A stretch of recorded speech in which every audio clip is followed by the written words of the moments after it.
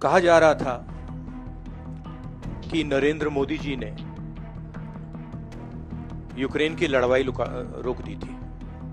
मतलब एक ऑर्डर देके जो रूस और यूक्रेन के बीच में लड़ाई चल रही थी उसको रोक दिया था, ब्रेक लगा दी थी।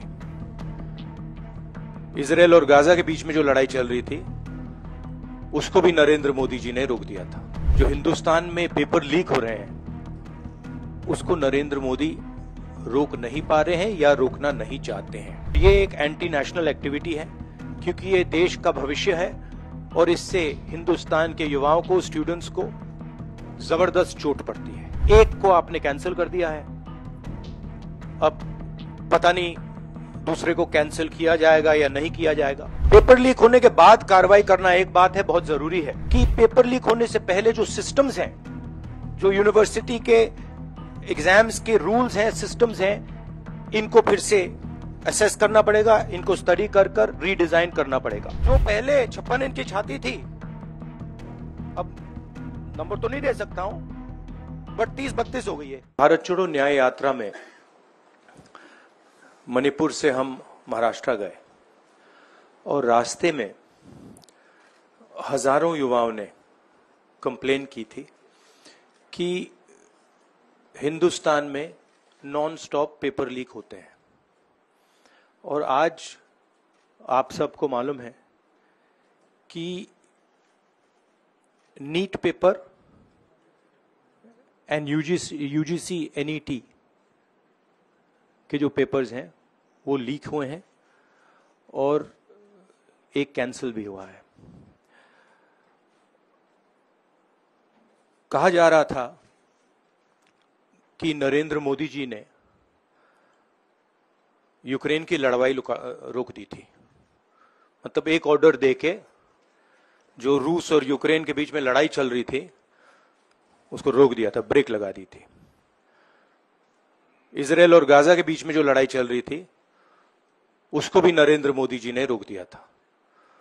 मगर किसी ना किसी कारण जो हिंदुस्तान में पेपर लीक हो रहे हैं उसको नरेंद्र मोदी रोक नहीं पा रहे हैं या रोकना नहीं चाहते हैं। नुकसान स्टूडेंट्स का होता है।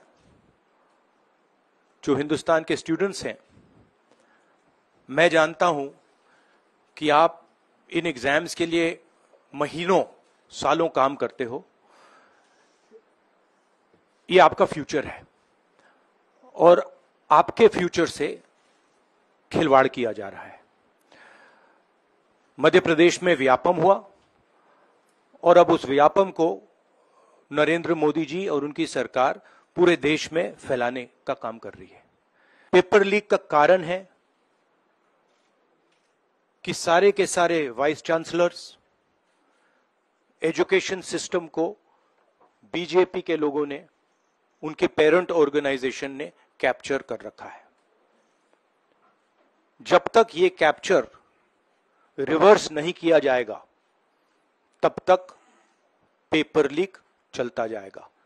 इस कैप्चर को फैसिलिटेट नरेंद्र मोदी जी ने किया है और ये एक एंटी नेशनल एक्टिविटी है क्योंकि ये देश का भविष्य है और इससे हिंदुस्तान के युवाओं को, स्टूडेंट्स को जबरदस्त चोट पड़ती है।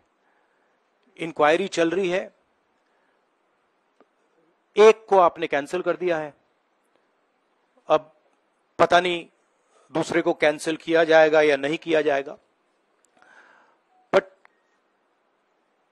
कोई ना कोई तो इसके लिए जिम्मेदार है और उनको एकदम पकड़ा जाना चाहिए और उन पे एक्शन लिया जाना चाहिए।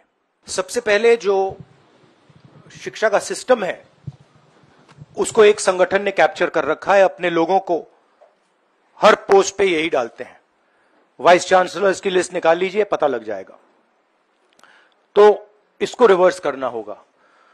दूसरी बात, मैनिफेस्टो में हमने साफ कहा कि पेपर लीक होने के बाद कार्रवाई करना एक बात है, बहुत जरूरी है और स्ट्रिक्ट से स्ट्रिक्ट कार्रवाई होनी चाहिए। मगर हमने ये भी कहा था कि पेपर लीक होने से पहले जो सिस्टम्स हैं, जो यूनिवर्सिटी के एग्जाम्स के रूल्स हैं, सिस्टम्स हैं, इनको फिर से असेस करना पड़ेगा, इनको स्टडी कर कर रीडिजाइन करना पड़ेगा। ये दोनों काम हमने अपने मैनिफेस्टो में साफ लिखे हैं और विपक्ष दबाव डालकर ये दो काम सरकार से करवाने की कोशिश करेगा। ने जो नरेंद्र मोदी जी का जो कॉन्सेप्ट था और वो गुजरात में शुरू हुआ था, गुजरात से वो गुजरात मॉडल फिर वो नेशनल लेवल पे लाए। कॉन्सेप्ट क्या था? कॉन्सेप्ट था मार्केटिंग, हजारों करोड़ रुपए की मार्केटिंग और डर, एजेंसी का डर, मीडिया का डर, सरकार का डर। अब हुआ क्या? अब देश में कोई उनसे डरता ही नहीं है। मतलब एक तरीके से रिडिक्यूल करते हैं। जो पहले 56 इंच की छाती थी, अब नंबर तो नहीं दे सकता हूं, बट 30-32 हो गई है, राइट? तो अब पूरा जो ढांचा था, इतना बड़ा गुब्बारा था, वो इतना बड़ा हो गया। अब इससे नरेंद्र मोदी जी को साइकोलॉजिकल बहुत टेंशन होगा, बहुत प्रॉब्लम होगी, क्योंकि उनका जो काम करने का तरीका है वो लोगों को डराने का है, धमकाने का है। अब वो डर चला गया। आपने देखा, पता नहीं देखा या नहीं, वाराणसी में वो चप्पल मार दी किसी ने। अब आप इमेजिन कीजिए, चुनाव से पहले अगर कोई मानना भी चाहता था डरता, तो वो जो डर था वो गायब हो गया, खत्म हो गया। और इंटरनल भी प्रॉब्लम्स हैं, इनकी पार्टी में प्रॉब्लम्स हैं, इनके पेरेंट ऑर्गेनाइजेशन में इश्यूज हैं।